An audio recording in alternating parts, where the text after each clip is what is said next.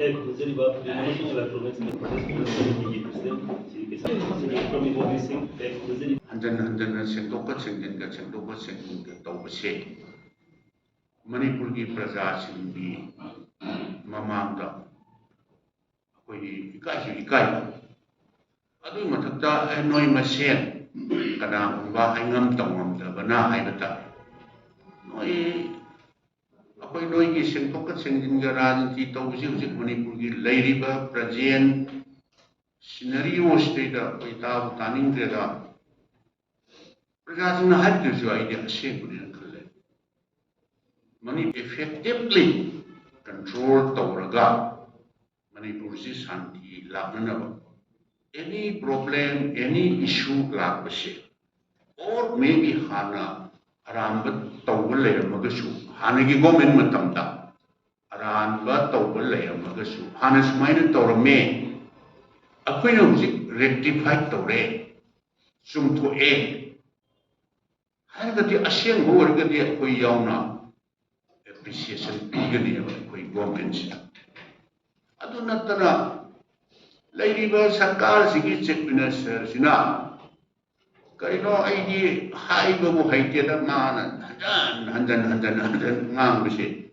सिबु young I खबर से pier ला बसे इकाई थोले बिराम से कांग्रेस ने तौरंगा थबक सिंगी महिनी हाई कांग्रेस ने तौरंगा मणिपुरदा हुजिक लेबा चिंगदा तमदा शोरदा खुंगंगदा कांग्रेस ने तौरंदबबु करी लेयेबा ngasi मणिपुरदा उरिबा मयाम से अखोई कांग्रेस पार्टी ना आइदी अंगंबा खरा तौरंबा कंट्रीब्यूशन ने ना आइदी थमनिंग बने किलोमीटर मरीगा पॉइंट 2 से लोयरमे 2011 12 13 दा अदो सिदेजु रिपोर्ट यावरिको मतमदुदा मखा दुम चथगदबसे लोकल प्रोटेस्ट हाइबसे याव लोकल प्रोटेस्ट कनानो कोई हंजन ने हाइर मतमदुगी इस्चम हाइबा सिविल सोसाइटी ऑर्गेनाइजेशन अमना अखोई की इंडिया की हाइजरा मणिपुर की लम्मांगे बाउंड्री से अब रीडिमार्केशन दरकार हुई है ना like anything protest तो उधरी मुझे अकाई में लाभ तारे है ना ओबसिना मुझे फावा कोई की उखुल की कामजोंग डिस्ट्रिक्ट ता अच्छे फरजोन की कामजोंग डिस्ट्रिक्ट ता मुझे सुमी लिसिंग के आले मैं आप जी यंगी मसी को इन हाइटेरी बनी अखोई मतमदा पोरसो न हांग न जंगल न हांग ले मुझे सो हांगी बा किलोमीटर सहूंगा मौदा निपान से मुझे सो किलोमीटर मापन खतम फेंसिंग तो बल मापन दुददी मी संग ngамद्रे खलसिने अगे किलोमीटर सहूंगा मरफू निपान की मुझे सो इंग्लिश ता हारबा पोरसो न जंगल न हांग ले बा एक्सेप्ट बॉर्डर पिलर नतना हांगा लेयेबा अदो मसिनीदा अखोई मतमदा हांगबदुदी मी संगी बीजेपी मतमदा किलोमीटर 400 मरफू निपान मुझे जंगल होइना हांगा लेसिदी मी अमदा संहंद्रब्रा बीजेपी की गवर्नमेंट जी लाई होयब्रा मणिपुर गवर्नमेंट जी लाई होयब्रा कुकी मतमदुगी मिलिटेंट सिंह हाइबदा सस्पेंशन ऑफ ऑपरेशन मसी पृथ्वी की मफम खुदिंगमक्ता इंडिया की मफम खुदिंगमक्ता मणिपुर खक्त नतिएबा तोंगान ममिंदा सीज फायर पीस टॉकना नोंगै कापना काना रोय अखेन मसेन हानाबना काना रोय नोंगै कापसी लेपनरसी सीज फायर तौरसी पीस टॉक वरी सानर सेना तौनरीना अखोई से फॉर एग्जांपल एनेशन आईएम गसु तुम तौनरी अदु अदुमाय तौदना सोंगी कुकी मतमदुगी कुकी मिलिटेंट सिंगसे मसी नोंगै कापनबसे लेपनरसी सस्पेंड तौरसी सस्पेंशन ऑफ operation ꯁꯨꯁꯤ ꯇꯧꯅꯔꯁꯤ ꯍꯥꯏꯗꯅ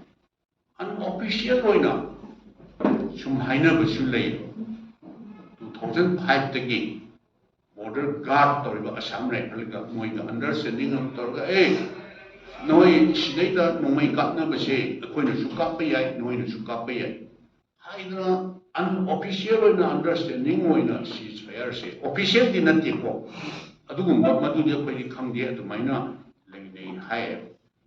ꯑꯗꯨꯗꯤ ꯑꯩꯈꯣꯏ violence ꯇꯣꯛꯑꯒꯦ ꯒ꯭ꯔꯨꯞꯇꯨ ꯃꯁꯤꯡ ꯌꯥꯝꯕ ꯌꯥꯏ ꯌꯥꯝꯗꯕ ꯌꯥꯏ national mainstreamꯗ ꯑꯩꯈꯣꯏ ꯂꯥꯛꯆꯔꯒꯦ ꯑꯗꯨꯒ ground rule clearly ꯍꯥꯏꯔꯤ ground rulesꯗꯤ ꯐꯅꯌꯥꯝꯅ ꯚꯣꯂꯨꯝꯁꯤ ꯐꯅꯌꯥꯝ ꯆꯥꯎꯏꯀꯣ ꯃꯗꯨꯃꯛꯇꯤ ꯑꯩ ꯄꯨꯖꯔꯛꯇ꯭ꯔꯦ ground rulesꯗ इहान हानबदा हाइरिबसी भारत की संविधान कॉन्स्टिट्यूशन सी कोई थाजई अदगे अनीसुदा मणिपुर की अपुनबा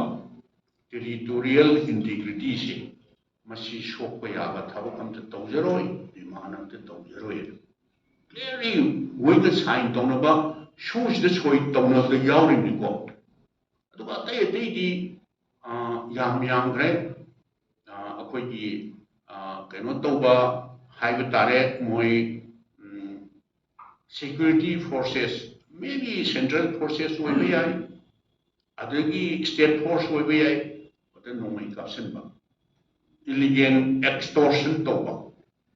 याम यामग्रे मसी ground rule मयाम से अदगी मोइना हान पायरंबा नोमै मयाम तोंगान बा AK-47 ओइबे याई rifle ओइबे याई अमा ओइबे याई मदुगी मसिंग मयाम अदगी ammunition नोंगी मरु मयाम मसिंग क्यानो हाइसि मसी designated government central government अदु tripartite तोकनिना state government सिगा यानाबा designated armory HYBE तारे खुलाई थमबदु मद थमगा double lock तौरगा मोइनुम पाइबा खुइनुम पाइबा ground rules तनिको अदुदगी यामद्रबदा at least once every month joint monitoring group ana amalle madu senior IPS officer not below the rank of IGP amana amadai tadaba amana chairman warga joint monitoring group se madu joint monitoring groups da government of India ki Minister of Home Affairs ki representative ama yaweba maduna tha amada yamdrabda अमुक लगती joint monitoring से सी meeting तौगदबनी हाइबसी मद ground rule द यावरी मदुदैदा मोइना मॉनिटर तौगदुरिबसिदी मोइसी अखोइगे मोइगे यानादना साइन तौनखिबा सस्पेंशन ऑफ ऑपरेशन से मसीगी ग्राउंड रूल से वायोलेट तौब्रा तौदब्रा हाइबसी मॉनिटर तौरिनको मॉनिटर तौरगा मतम की रिपोर्ट से पीरीने सी याम लुबने बमसे अदो मोइना ता कैबिनेट डिसीजन लौरगा मोइसी ग्राउंड रूल वायोलेट तौरे हाइबा करी हाइनो खंगे शू से विड्रॉ तौबिरो न कैबिनेट डिसीजन लौरगा गवर्नमेंट ऑफ इंडिया दा थाय तो ग्राउंड रूल दा हाइबदी state cabinet na decision lauraba aduga at the same time joint government of India Minister of Home Affairs ki representative yawa joint monitoring group se machine su akoi despite of repeated warning sigi militant group se akoi sign tong gi se akoi na hanjan na warning tar noi violate tawre there is no alternative option. Abrogate tauba, withdraw tauba na tra upay laite na. Moina su recommend tauba da bane. Ado recommend tauba da government of India na khanaraga. O moina hai si sumena hai na su si withdraw tauba da bala. Ado ga abrogate tauba da bane. ꯑꯩꯈꯣꯏꯅ ꯂꯥꯛꯆꯅꯤꯡꯉꯤꯕ ꯄꯣꯏꯟꯗꯤ ꯃꯣꯏꯅ ꯁꯨ ꯇꯧꯁꯜꯂꯝꯕꯗꯒꯤ ꯃꯁꯤ ꯊꯣꯛꯍꯟꯕꯅꯤ foreigner ꯌꯥꯎꯅ ꯁꯨꯒꯤ sign ꯇꯧꯅꯕꯗ ꯌꯥꯎꯔꯝꯃꯤ ꯍꯥꯏꯔꯤ ꯁꯤꯗꯁꯨ BJP government ꯁꯦꯟꯇꯔꯗꯁꯨ BJP government ꯑꯗꯨ ꯃꯗꯨꯗꯩꯗ ꯁꯨꯗꯨꯗ ꯑꯁꯣꯏꯕ ꯌꯥꯎꯔꯝꯃꯦꯅꯦ government of ꯏꯟꯗꯤꯌꯥꯒ ꯃꯣꯏꯒ ꯇꯥꯟꯅꯔꯒ ꯃꯁꯤ ꯑꯦꯕ꯭ꯔꯣꯒꯦꯠ ꯇꯧꯕ ꯁꯨꯗꯨ ꯋꯤꯗ꯭ꯔꯣ ꯇꯧꯕꯗ ꯌꯥꯗꯦ ꯍꯥꯏꯕꯁꯤ ꯂꯩꯕ꯭ꯔꯥ ꯀꯣꯡꯒ꯭ꯔꯦꯁ ꯃꯇꯝꯗ ꯁꯨ ꯁꯥꯏꯟ ꯇꯧꯅꯔꯝꯕꯅꯤꯅ ꯌꯥꯗꯦ ꯍꯥꯏꯕꯁꯤ ꯂꯩꯕ꯭ꯔꯥ ꯃꯁꯤ ꯃꯤꯁꯇꯔ ꯕꯤꯔꯦꯟꯗ ꯍꯪꯉꯤꯕ ꯀꯣꯏꯁꯟꯅꯤꯀꯣ ꯃꯁꯦ ꯗꯦꯟ ꯑꯗꯨꯗ ꯐꯣꯔꯦꯅꯔ ꯌꯥꯎꯔꯝ ꯇꯥꯔꯒꯗꯤ ꯑꯁꯤꯗꯤ ꯅꯣꯏ ꯐꯣꯔꯦꯅꯔ ꯌꯥꯎꯔꯝꯃꯦ ꯌꯥꯔꯣꯏ ꯃꯥꯒꯤ ꯃꯍꯨꯠ ꯑꯃ ꯔꯤꯄ꯭ꯂꯦꯁ ꯇꯧꯔꯣ ꯍꯥꯏꯕ꯭ꯔꯥ ꯑꯣꯔ ꯅꯠꯇ꯭ꯔꯒ ꯐꯣꯔꯦꯅꯔ ꯑꯃ ꯌꯥꯎꯔꯝꯃꯤꯕꯁꯦ ꯐꯣꯔꯦꯅꯔ ꯑꯦꯛꯀꯤ ꯃꯈꯥꯗ ꯍꯧꯖꯤꯛꯐꯥꯎ ꯐꯥꯗꯅ ꯑꯗꯨꯝ NDA ꯒꯣꯔꯃꯦꯟꯁꯤ ꯆꯍꯤ ꯀꯌꯥ ꯐꯥꯔꯦ ꯁꯦꯟꯇꯔꯗ ꯂꯩꯔꯤꯕꯁꯦ ꯁꯤꯗ ꯁ꯭ꯇꯦꯠ ꯒꯣꯔꯃꯦꯟꯁꯤꯁꯨ ꯆꯍꯤ ꯀꯌꯥ ꯐꯥꯔꯦ ꯆꯍꯤ 9ꯕꯨ ꯍꯦꯜꯂꯛꯑꯦ ꯑꯗꯨ ꯍꯥꯟꯅ ꯇꯧꯔꯝꯃꯦꯅ ꯑꯗꯨꯝ ꯍꯥꯏꯕ ꯑꯩꯅ ꯍꯦꯛ ꯍꯥꯏꯖꯕꯗꯣ ꯁꯤꯕꯨ ꯃꯅꯤꯄꯨꯔꯒꯤ प्रजाꯁꯤꯡꯒꯤ ꯁꯨꯒꯁꯤ ꯈꯪꯗꯕ ꯑꯥꯔꯊ ꯈꯪꯗꯕ ꯑꯗꯨ ꯒ꯭ꯔꯥꯎꯟ ꯔꯨꯜꯁꯤ ꯈꯪꯗꯕ ꯒ꯭ꯔꯥꯎꯟ ꯔꯨꯜꯁꯤ ꯍꯧꯖꯤꯛ ꯁꯦꯅꯤꯌꯔ ꯄꯨꯂꯤꯁ ꯑꯣꯐꯤꯁꯥꯔꯁꯤꯡ ꯃꯌꯥꯝ ꯑꯃ ꯍꯧꯖꯤꯛ ꯃꯗꯨ ꯌꯥꯎꯕ ꯃꯧꯇꯧ ꯃꯌꯥꯝ ꯂꯩꯔꯤ ꯁꯤ ꯍꯟꯖꯟ ꯀꯣꯡꯒ꯭ꯔꯦꯁꯅ ꯀꯣꯡꯒ꯭ꯔꯦꯁ ꯃꯇꯝꯗ ꯁꯨ ꯁꯥꯏꯟ ꯇꯧꯅꯔꯝꯗꯅ ꯐꯣꯔꯦꯅꯔ ꯌꯥꯎꯔꯝꯗꯅ ꯍꯥꯏꯅ ꯑꯁꯨꯝ ꯉꯥꯡꯕꯁꯦ ꯄ꯭ꯔꯖꯦꯟ ꯁꯤꯆꯨꯋꯦꯁꯟꯁꯦ ꯂꯣ ꯑꯦꯟ ꯑꯣꯔꯗꯔꯁꯦ मसी टेकल तौबा हैद्रगा से समना हाबे सासोन तौबा हैद्रगा टोटल लॉ एंड ऑर्डर से ब्रेक डाउन तौरगा अहलमन हाइना बम नै नाइने जगोई साबदे हैद्रगा करी मानदोक्ता ताइनै हाबे कनो सासोन तौबा हैद्रगा लॉ एंड ऑर्डर इस सब्जेक्ट से